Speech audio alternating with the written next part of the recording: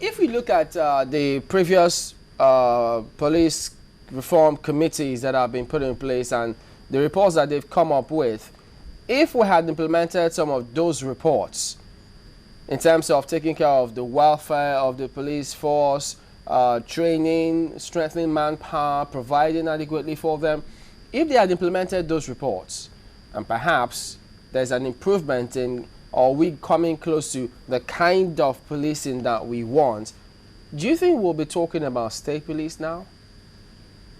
Yes, we will. Because the problem is not the issue of reforms, it's that the police has deteriorated in terms of its capability and capacity to promote law and order. When I was a child growing up, I had uncles who were in the state CID, who were in the CID, the Criminal Investigation Department of those days.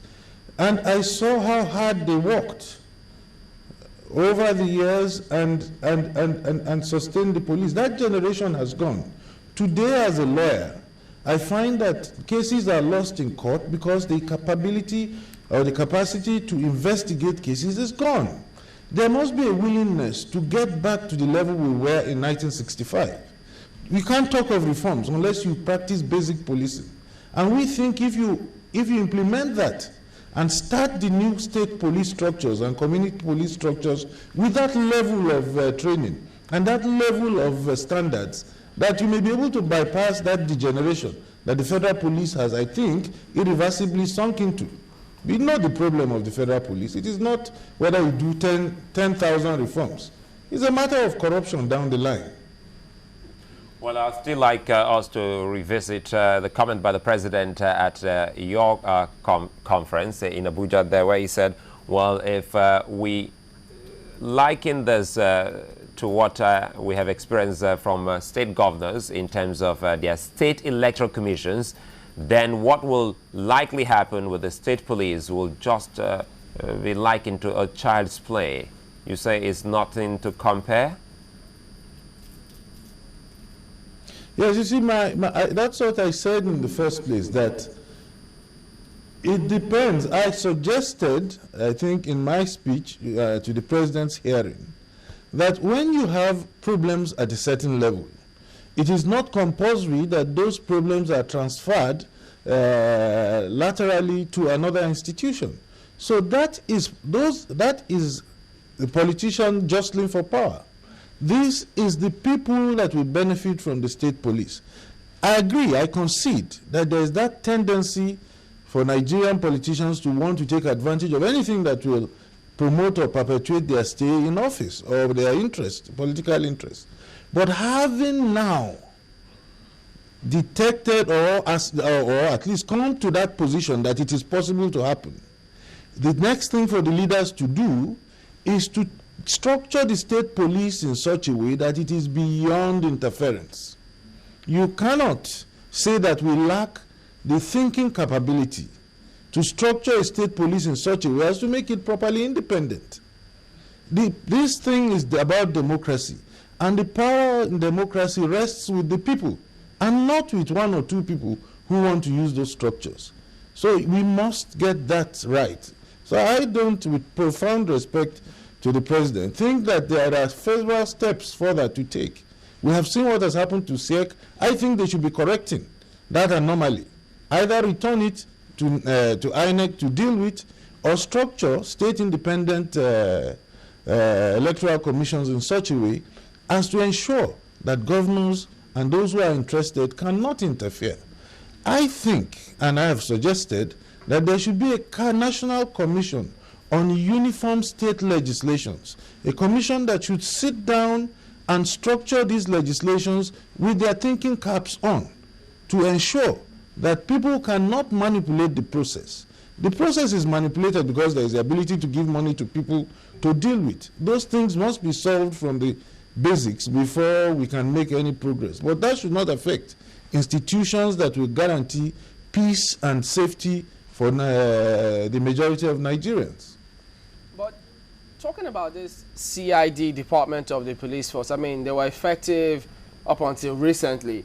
And we've heard people argue that if we get that department back, I mean, they also say we didn't have state police, as at the time they were very effective, because they say at the time, just talk about CID and then it sends shivers down the spine of any would-be criminal.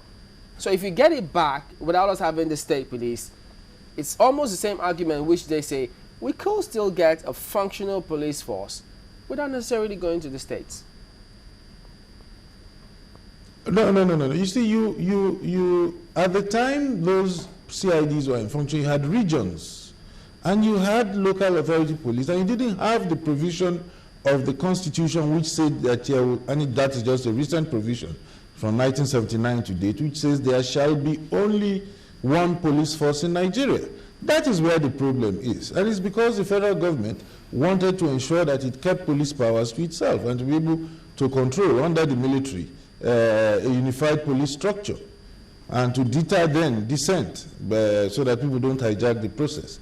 But the point is now that if you have 30, let's say 30 state police structures with very firm CID mechanism, uniformly what happens in Adamawa State is what will happen in Lagos State.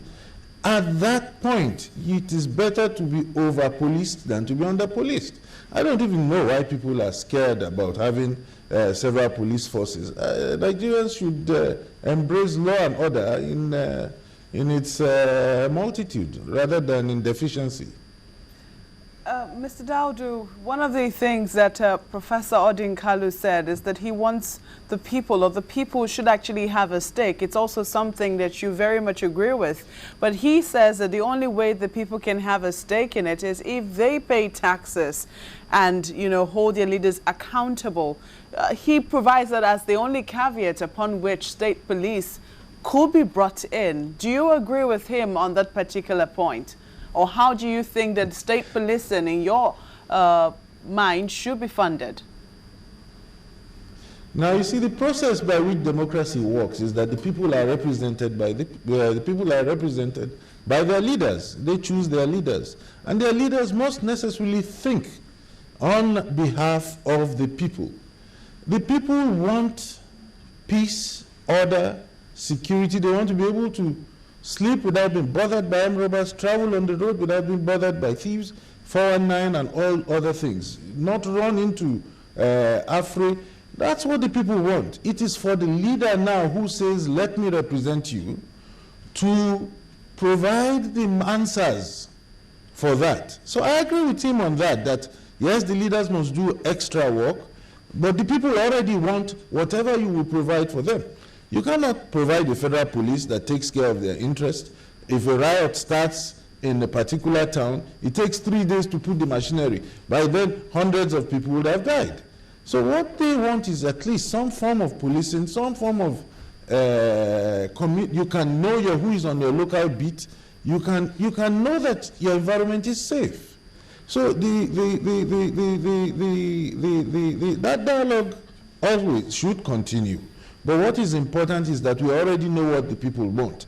And the ball is squarely or firmly in the court of the leaders to provide for the people what they have campaigned for. It is not in sharing offices, it is not in sharing the budget or executing the budget. It is really in providing those basic services that people would enjoy. The people already want it. I think Mokweda is the answer.